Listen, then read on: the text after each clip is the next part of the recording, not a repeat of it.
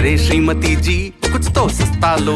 नहीं श्रीमान जी, सब बढ़िया लो। इसमें क्या खास बात है? थोड़े में ज्यादा स्वाद, यही तो है इसकी खास बात। क्या स्वाद है? अरे मेरे राजा, राजा और मसाला। दादी के हाथों का जादू और खुशबू से महकता घर, माँ की मुस्कुराहट और खाने की सुगंध। MDH गरम मसाला, क्योंकि हर रिश्ता है स्वाद से जुड़ा।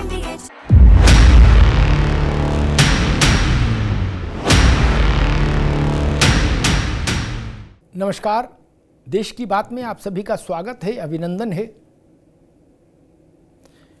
हर राज्य में नौजवान चाहते हैं कि हमारे राज्य की नौकरियों पर केवल हमारा ही अधिकार रहे। ये बहुत स्वाभाविक बात भी है और इसकी मांग भी उठती रहती है कि डोमिसाइल नीति लागू करो भर्तियों में, नौकरियों में। ये इसका एक पक्ष है, लेकिन दूसरा पक्ष ये भी है कि अगर देश में सब राज्यों ने डोमिसाइल नीति लागू कर दी तो फिर ये जान लीजिए कि दिल्ली, मुंबई, कलकत्ता, बेंगलुरु, हैदराबाद नौकरी करने के लिए जो देश भर से नौजवान उमड़ते हैं, उनका क्या होगा। ये विषय आज मैं इसलिए लेके आया क्योंकि अभी पिछले कुछ दिनों पूर्व बिहार की नीतीश सरकार ने एक बड़ा फैसला किया। चुनाव होना है नवंबर में, तो इस वक्त नीतीश बाबू की सरकार दिन में 4-4, 5-5 फैसले खड़खड़ा रही है। फैसलों की सुनामी ले आए हैं नीतीश जी। तो फैसला किया उनकी सरकार ने कि शिक्षक भर्ती में डोमिसाइल नीति लागू कर देंगे, यानी 98% अभ्यर्थी बिहार मूल के ही होंगे शिक्षक भर्ती में। 2% में यत्र तत्र सर्वत्र। एक तरह से विशुद्ध रूप से राज्य के मूल निवासियों के लिए ही वो नौकरी आरक्षित हो गई, एक तरह से मानकर चलिए। उसका स्वागत हुआ बिहार के भीतर। आरजेडी को भी लगा कि यार नीतीश बाबू तो महफिल लूटे ले जा रहे हैं। राजनीति का मौसम है, इसलिए वैसी व्याख्या हो रही उस फैसले की। नौजवान भी उत्साहित हैं कि भाई अब हमारे राज्य में कोई दूसरा हमारी हकमारी नहीं करेगा, आके हमारा हक कोई दूसरा नहीं छीनेगा। ठीक, लेकिन ऐसे फैसलों की दूसरे राज्यों में प्रतिक्रिया विपरीत है। फिर चाहे बिहार हो, फिर चाहे उत्तर प्रदेश हो, चाहे दिल्ली हो, महाराष्ट्र हो, कर्नाटक हो, कोई राज्य हो, यहां तक कि जम्मू कश्मीर हो, उन राज्यों से ये आवाज उठ रही है कि बिहार ने अपने दरवाजे बंद कर लिए बाकी राज्यों के लिए शिक्षक भर्ती में, लेकिन बाकी राज्यों की शिक्षक भर्ती में बिहार के नौजवान पूरे उत्साह के साथ भाग लेते हैं।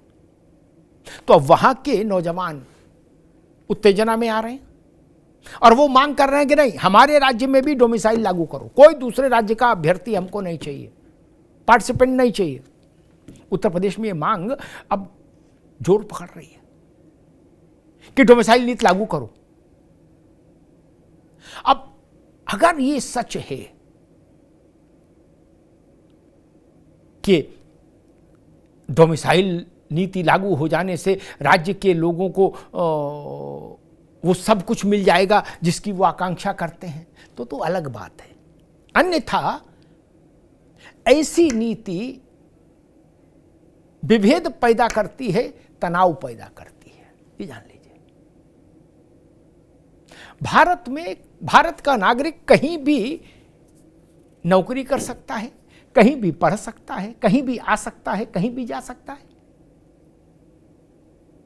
उसके लिए छोटे छोटे दरवाजे क्यों लगाए जाए और क्यों लगाए जाने चाहिए?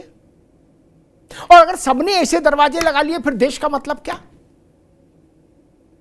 फिर उत्तर प्रदेश का बच्चा उत्तर प्रदेश में नौकरी करेगा, बिहार का बिहार में करेगा, बिहार वाला फिर बलिया में नौकरी नहीं करेगा और बलिया वाला बेगूसराय में नहीं कर पाएगा। क्या ऐसी स्थितियां पैदा हो जाएगी तब क्या होगा? बड़ा संकट है, बड़ी कठिन है डगरपन घटकी। लेकिन नौजवानों में, बिहार की इस घोषणा के बाद उत्तर प्रदेश के नौजवानों में इस बात को लेकर विमर्श तेज है। और आप उनसे बात करिए तो वो कहते हैं कि हमारे यहाँ भी डोमिसाइल नीति लागू होनी चाहिए, क्योंकि उत्तर प्रदेश में जो नौकरियां निकलती हैं उनमें ज़्यादातर तो दूसरे राज्यों के लोग फॉर्म भर देते हैं और नौकरी पर दावेदारी कर देते हैं।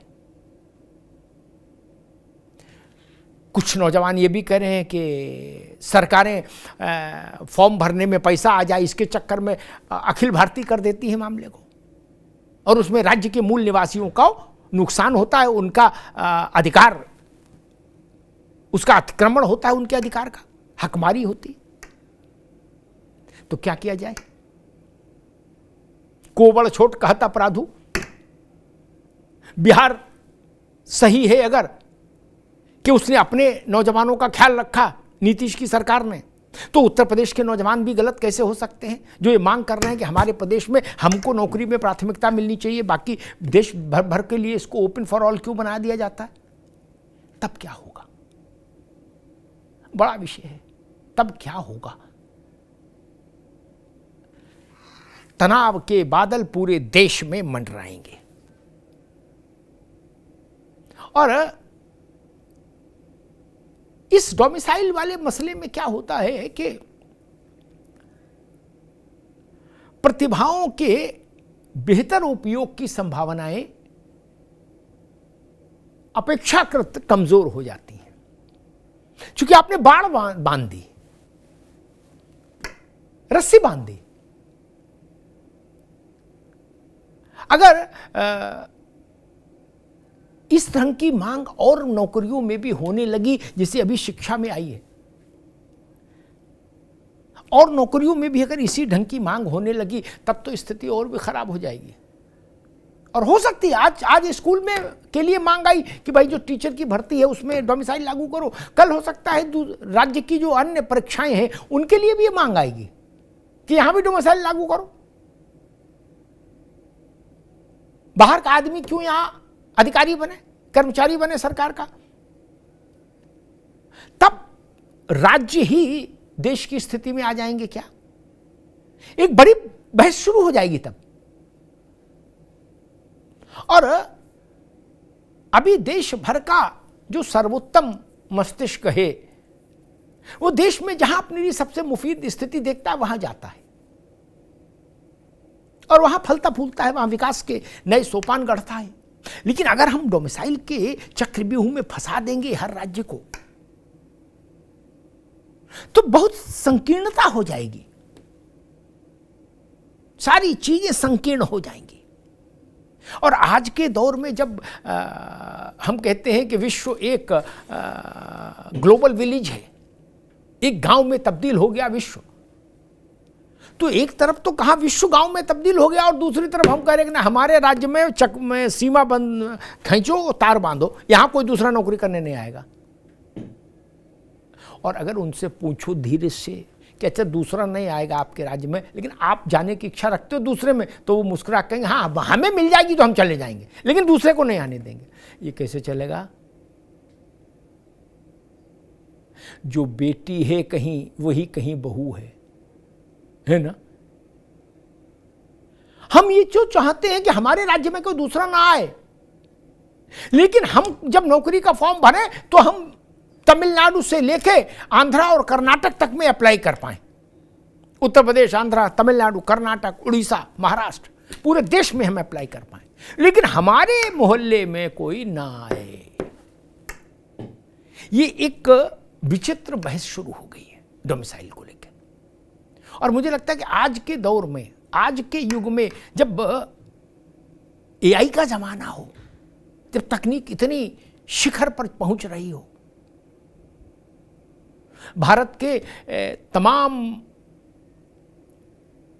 लोग, भारत की तमाम प्रतिभाएं विश्व के बड़े बड़े संगठनों का नेतृत्व कर रहे हैं।